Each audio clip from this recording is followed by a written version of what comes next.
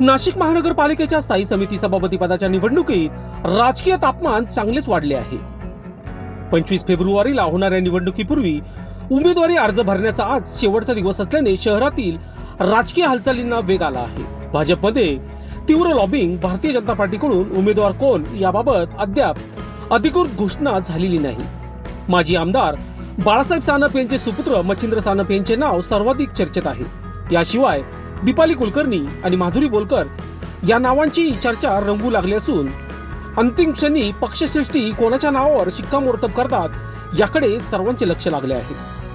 महापौर उपमहापौर निवडणुकीवेळी ऐनवेळी झालेल्या राजकीय समीकरणांमुळे काही इच्छुकांना माघार घ्यावी लागली होती। त्यामुळे यावेळी पक्षांतर्गत नाराजी टाळत संतुलन साधण्याचे मोठे आव्हान भाजप समोर आहे। सत्तेत सहभागी असलेल्या शिवसेनेकडून स्वतंत्र उमेदवार दिला जाणार का याबाबतही उत्सुकता आहे। उपमहापौर निवडणुकीच्या पार्श्वभूमीवर शिवसेना स्वतःची ताकद दाखवणार की युती धर्म पाळणार हे लवकरच स्पष्ट होईल। स्थायी समितीवर एकूण 16 सदस्यांपैकी 9 सदस्य भाजपचे असल्याने बहुमताचा आकडा त्यांच्या बाजूने आहे।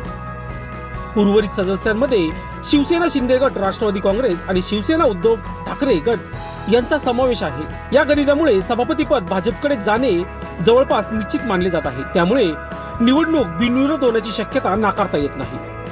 महापौर निवडणुकीवेळी संभाव्य फोडाफोडीचा धोका लक्षात घेऊन भाजपने आपल्या नगरसेवकांना पंचतारीख हॉटेलमध्ये ठेवले होते। त्याच धर्तीवर यावेळी सावधगिरीचा उपाय म्हणून सदस्यांना सहलीवर पाठवण्याची चर्चा आहे। अंतिम क्षणी कुठलीही राजकीय उलाढाल टाळण्यासाठी पक्षाने डॅमेज कंट्रोल मोड सुरू केल्याने दिसले।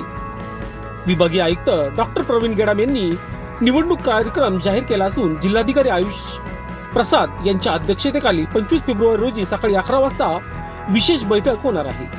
आता एकच प्रश्न, भाजपचा अधिकृत उमेदवार कोण आणि शिवसेना स्वतंत्र भूमिका घेणार का याकडे संपूर्ण नाशिकचे लक्ष या राजकीय घडामोडीवर खिळले आहे। च्या वतीनं आज स्थायी समितीच्या अध्यक्षपदी श्री मच्छिंद्र सानप यांचा अर्ज भरण्यात आला आहे। हा अर्ज आमच्या सामूहिकरित्या भरण्यात आला। शिवसेनेचे सर्व पदाधिकारी आणि सर्व स्थायी समितीचे सदस्य उपस्थित होते आणि मला खात्री आहे की शिवसेना भारतीय जनता पार्टीचा महापौर त्या नाशिक मनपावर आता विराजमान आहे आणि स्थायी समितीमध्ये सुद्धा शिवसेना आणि भारतीय जनता पार्टी यांच्या युतीच्याच स्थायी समितीचा अध्यक्ष होईल। स्थायी समिती सभापती म्हणून आज मच्छिंद्र सानप यांचा अर्ज भारतीय जनता पक्ष व शिवसेना यांनी संयुक्तरित्या भरला आहे। सर्व स्टँडिंगचे सदस्य आणि सर्व पदाधिकारी, भारतीय जनता पक्षाचे शहर अध्यक्ष असतील, शिवसेनेचे प्रमुख असतील, हे सगळ्यांनी सोबत, गटनेते, उपमहापौर, आपले विनाश अण्णा या सगळ्यांनी सोबत येऊन युतीमध्ये आम्ही श्रीयुत मच्छिंद्रजी सानप यांचा फॉर्म भरला आहे आणि निश्चितपणे स्थायी समितीचे सभापती पण तेच होतील, युतीचेच होतील। भारतीय जनता पार्टीच्या वतीने